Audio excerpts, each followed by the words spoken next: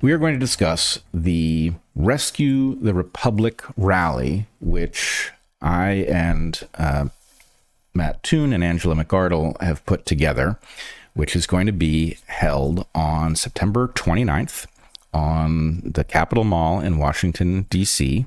The exact location is between the World War II Memorial and the Washington Monument. It's a lovely spot.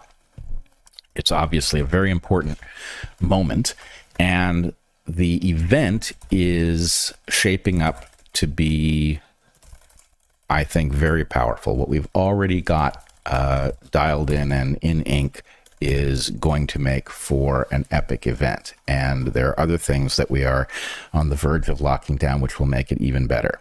You and I are both going to speak there. Matt Taibbi will be speaking there. JP Sears, we have comedy, we have music, we have really what will be an excellent program. But of course, the most important thing is the mission that has us going through all of this effort to produce this event. And we have gone through, as you would imagine, a lot of rigmarole trying to figure out how to frame the event so people will understand what it is. We've talked about the concept of Rescue the West, of defending the West. And in the end, although everybody who sat down to hear what we had to say about what the West is was favorable, the initial reaction that people have to the invocation of the West is complex and troubling because most people they only have a loose sense of what the West might even be, right? It's either unclear to them what it means or it's actually divisive, which seems impossible for us to understand, having been defenders of the West. But for many people, the West does not evoke warm and fuzzy feelings. Right. They have connotations about particular historical facts, which definitely accompany countries that are associated with that term. But just to put it simply, so that people who have been hearing me or us talk about the West, defending it, rescuing it, are not confused about what that refers to. The West is not a geographic distinction. It's not a list of countries. And the places that we think of as the West sometimes fall down on their obligations and they don't behave like the West. And then other times you find places living up to a Western ideal that you don't expect. So, we saw that in the Czech Republic when we were recently traveling there, where the spirit of the West seemed to be alive and well, although, Central Europe is not typically what comes to mind when we use that term. Yeah, but the flame is very much alive there. Yeah, very much alive. And I've now seen it in a couple of other places too. It seems to be, especially in places that were behind the Iron Curtain, that there is a kind of resistance to the things that are disassembling the West in the countries that we usually think of. And they've spotted it and they're not having any of it. When you are at risk of losing a thing of value, you come to understand its value. Yeah. Would that Americans would begin to wake up to that as well. Yes, there are a number of lyrics that speak to this. Big Yellow Taxi, but it'll take me a little while to come up with them. I won't detain us. So anyway, let me just lay out the very basics of what the West is and then talk about Rescue the Republic, which is the name of the event. Rescue the Republic, join the resistance. So the West, as we understand it, is an agreement on a level playing field. It is not a claim that the playing field has ever been perfectly level. It is not a utopian idea that the playing field can be made perfectly level, but it is an agreement not to rig the world on behalf of your people, right? If you are on board with the idea that the world should be fair, maybe you think you're going to do really well in a fair world because you believe you have what it takes to compete, great.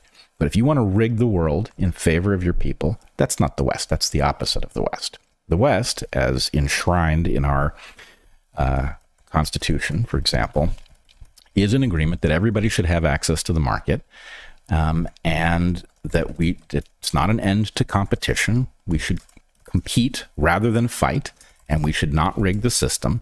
And it is also an agreement, therefore, not to redistribute the productivity of civilization, but to distribute opportunity as widely as possible. And I hope people can glean that distinction, that there is no argument. I have literally never heard an argument for why it would be better to have opportunity anything other than perfectly well distributed.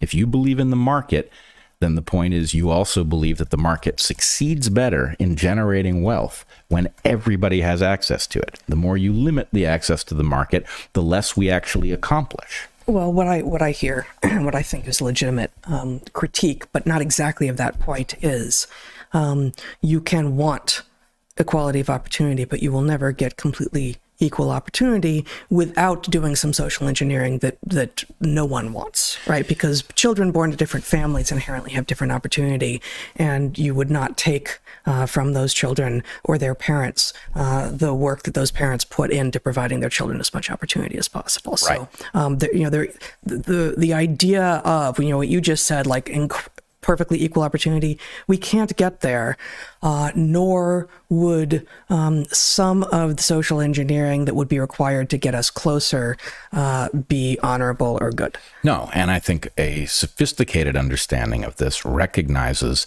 that even to the extent that you see a suboptimal leveling of the playing field that might be amenable to some kind of social engineering, that in general, social engineering comes with a whole bunch of unintended consequences. And so you would have to have a really clear path to improving something without a much larger risk in order to even contemplate doing it. So what is perfectly level playing field? It's an imaginary place that we can't get to.